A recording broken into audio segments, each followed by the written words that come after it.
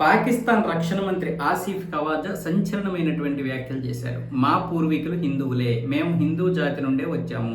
మధ్యలో జరిగినటువంటి పరిణామాలు, ఈ చరిత్ర తెలుసుకుంటే ఎక్కడ మత మార్పిడి జరిగిందో స్పష్టంగా తెలుస్తుంది. కానీ ఇప్పుడు అలాగని మేము ముస్లింలు కాకుండా పోము.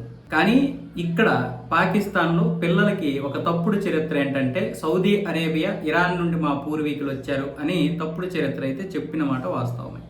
చంద్రగుప్త మౌర్యుడు, అశోకుడు లాంటి ఆ మహాన పురుషుల నుండి వచ్చినటువంటి, ఆ మహానుభావుల నుండి వచ్చినటువంటి సంతానమే మాది.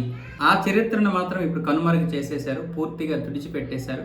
ముఖ్యంగా భారతదేశం మీద వ్యతిరేకత కోసమే ఇలాంటి చరిత్రలు మొదటి నుండి కూడా చెప్పారు. ఎవరూ కూడా దీన్ని అడ్డు చెప్పలేదు. ఎందుకు అంటే వాళ్ళ మీద దాడులు జరుగుతాయనే ఉద్దేశంతో అన్న విధంగా ఆసిఫ్ ఖవాజా మాట్లాడినటువంటి మాటలు ఈరోజు పాకిస్తాన్లో చాలా మందికి కోపాలు వస్తే రావచ్చేమో కానీ మొదటి నుండి చెప్తున్నది అదే. ఎవరూ కూడా ఇక్కడ హిందువులు కాకుండా పోరు. ఈ రోజు ఉన్నటువంటి ముస్లింలు కావచ్చు, క్రిస్టియన్స్ కావచ్చు, బౌద్ధులు కావచ్చు, జైనులు కావచ్చు, సిక్కులు కావచ్చు, ఎవరైనా సరే వాళ్ళు సనాతన ధర్మాన్ని అనుసరించినటువంటి వారే హిందువులే. ఎందుకంటే ఈ చరిత్రలో అనేక మంది వచ్చారు. 1200 సంవత్సరాల క్రితం మొట్టమొదటిసారి ఒక ముస్లిం వ్యక్తి వచ్చాడు. ఆ తర్వాత యుద్ధాలు చేసి 200 సంవత్సరాల వరకు మనం వాళ్ళని లోపలికి రానివ్వలేదు.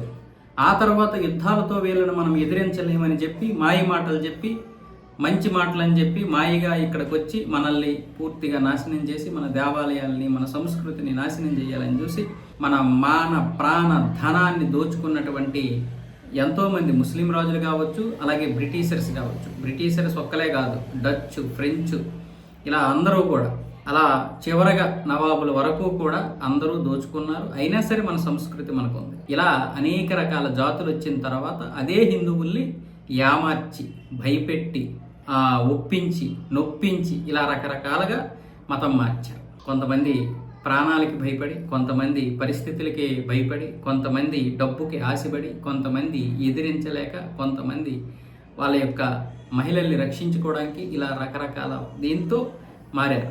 మనం ఈరోజు వాళ్ళని తప్పు పట్టాల్సిన అవసరం లేదు. ఆ రోజు పరిస్థితులు అలాంటివి. నీ మెడ మీద కత్తి పెడితే చంపే అంటావు, కానీ నీ పిల్లల మెడ మీద కత్తి పెడితే నువ్వేం చెప్తావు? అలా చెప్పలేం కదా, అలా చేయలేం కదా. కాబట్టి ఆనాటి పరిస్థితి వదిలేస్తే ఈనాడు అది తెలిసి కూడా చాలా మంది వితండవాదం చేస్తున్నారు. ఆ వితండవాదంలోనే ఇప్పుడు వచ్చిందంతా. సరే, అది అయిపోయిన తర్వాత ఇప్పుడు కూడా ఎన్ని మతాలు మారుస్తున్నారు. లవ్ జిహాద్ ఒకవైపు, మత మార్పిడి ఇంకొక వైపు. ఈరోజు ఆసిఫ్ ఖవాజా చెప్పినటువంటి మాటలు ఎప్పటి నుంచో చెబుతూనే ఉన్నాం మనం. అయితే ఆసిఫ్ ఖవాజాకే కాదు, అందరికీ తెలుసు. పైగా ఆయన ఏమంటున్నాడు, ఇక్కడ చరిత్ర మార్చడం మాత్రమే కాదు, చరిత్రని మార్చింది కాక భారతదేశం మీద వ్యతిరేకత కూడా చాలా వరకు పెంపొందిస్తున్నారు పిల్లల్లో. అది ఇప్పుడు చాలా ప్రమాదకరం అని చెప్తున్నాడు. బహుశా ఆసిఫ్ ఖవాజా ఇంతకుముందు కూడా చెప్పాడు, మేము పాశ్చాత్య దేశాలకి అమ్ముడుపోయి ఉగ్రవాదం చేసిన మాట వాస్తవమే అని ఆ రోజు మన పహల్గాం దాడి తర్వాత ఆపరేషన్ సింధూర్ సమయంలో నిజాలు చెప్పినటువంటి వ్యక్తి ఈ ఆసిఫ్ ఖవాజా. అలా చెబుతూనే మేమైతే మాత్రం ఇజ్రాయెల్ని ఎట్టి పరిస్థితుల్లోనూ ఒప్పుకోము ఒక దేశంగా, అలాగే అబ్రహాం ఒప్పందాల్లో కూడా మేము చేరము అని చెప్తున్నాడు. ఇప్పటికైనా చాలా మందికి ఈ విషయాలు తెలియాలి. ఆసిఫ్ ఖవాజా కాదు, మీ పూర్వీకులు అడిగితే, లేదా మీ తాతలు, మీ నాన్నలు అడిగితే చెప్తారు ఎవరో మీరనే.